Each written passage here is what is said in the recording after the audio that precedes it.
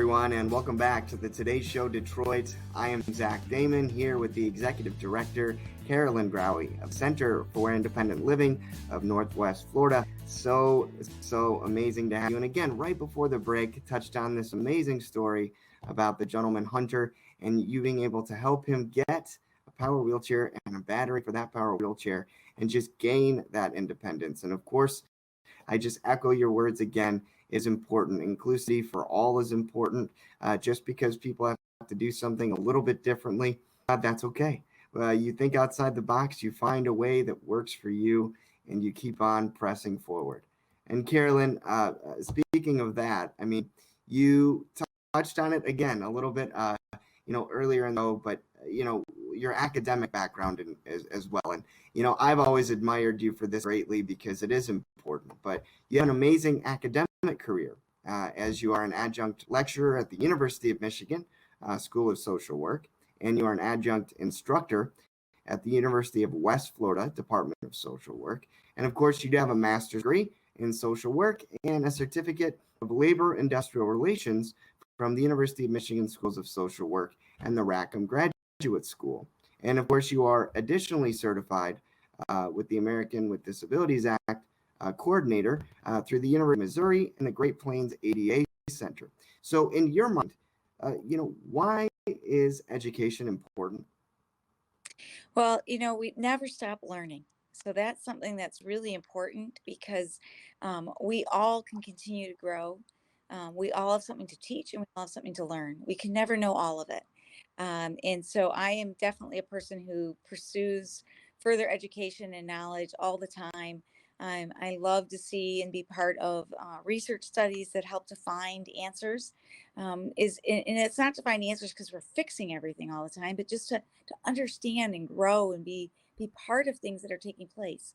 Like, how can we use the vehicle more successfully if we're going to have one that's going to be non-human driven, if it's going to be operated by a satellite, let's say, as an example, or is it going to be that somebody wants to be able to order food online by calling out to their Alexa, or is it somebody who is needing to figure out how do they get a sock and a shoe on their foot, or how do we learn about the impact of what was going to be mental health for communities, as far as being able to have well-being and be part of nature and be able to expand our horizons. And so I enjoy being with my students as well. Some of what happens is that they learn hopefully a lot from me, but I feel like I learn a ton from them. I get to see how it impacts them when they hear the stories. I get to see how they interact when they see information and start to see the light bulbs go on so that they can start to focus in on what's going to make a difference in their space, in their community, or for their family, or for the future of others that they engage with, no matter what field they're in. Oh, absolutely. Again, that engagement is critical. And the fact that you are a great resource for the future and a lot of young people in this country is extremely, extremely inspiring, Carolyn. But I'm curious too, as a leader of a Center for Independent Living, how have you and your staff adapted during this pandemic?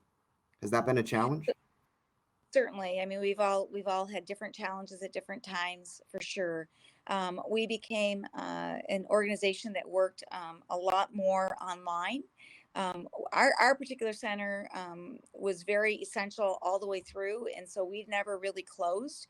Our door to the building closed to the public on March 13th, and really the 16th was the first day that we weren't in the building because we were still there on the 13th.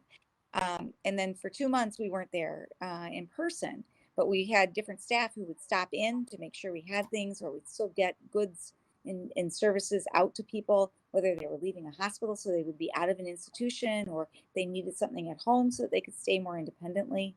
We certainly did a lot of round robin calling to our constituents. We had online engagement with Zoom trainings, and people can see those on our website at www.cilnwf.org. There's postings of past trainings, and they're still going to continue going forward, because certainly We've all learned that we can make things more accessible. We can do things in person, we can do things hybrid, we can do things online, and sort of help make that reach possible.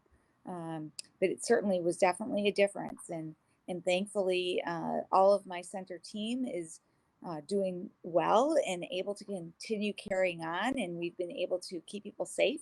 We've sponsored vaccination drives. Um, and wearing masks. I mean, even myself right here next to me, I have a mask. When I'm done with you, if I get up to walk out of the room I'm in, the mask is going on because I can help be part of the solution for somebody else. I've been vaccinated ×3 now, but that doesn't mean the next person is. That doesn't mean I can't carry something to somebody else. If I'm wearing a mask, if I try to be positive attitude about this as best I can, and if it's somebody who can't see me because I'm wearing the mask, then I can wear a shield, and that will allow somebody who's deaf or hard of hearing to be able to see it. If somebody has a breathing difficulty, there's all different kinds of things that we can try to set up to make it safe for everybody. We want people to live, love, and enjoy life. And we want people to be able to be part of our communities. We as Centers for Independent Living and as advocates across the country, we didn't fight all these fights to have access so that we can be at home or in institutions. We fought all these fights to be part of the productive universe. And we get to do that because of so many people before me, with me, and after me. And we're going to keep fighting the fight for access for all of us.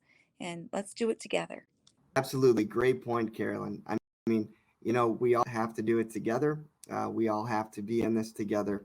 And, again, couldn't agree more with you. And again, it says a lot about, just how essential you and your staff are in the Centers for Independent Livings across the United States for these particular resources and for the disability community. So, absolutely. Yeah. And then, I wanted to know too, for all the little girls out there and young people out there watching, hoping to be their best, what advice do you have for them? Well, whether they're a little girl or a little boy, or they're not sure who they are yet, so that we make sure that we're inclusive of everybody, no matter what your identity, your orientation, your economic status, your dreams, whatever they are, you can be your best by investing in you. That means taking time. That means allowing yourself opportunity. It means it's okay to make mistakes, and we can learn from those, and we can work towards gaining our next momentum from what we learn and what we know. Does everything change in a heartbeat? No, not exactly. A lot of these things that we've talked about today have been being worked on for years and years, and we'll keep working on them. Because as we said at the very beginning, if it was all done, I wouldn't be doing what I'm doing anymore. So we're still in it. We're in it to win it. We're in it to make it better. We're in it to be inclusive.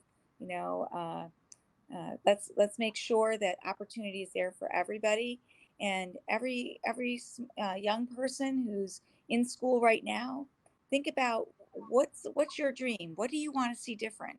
How do you want to have an impact? What do you want people to tell the story about you? It's really nice that Zach said all these nice things about me, and I have worked really hard.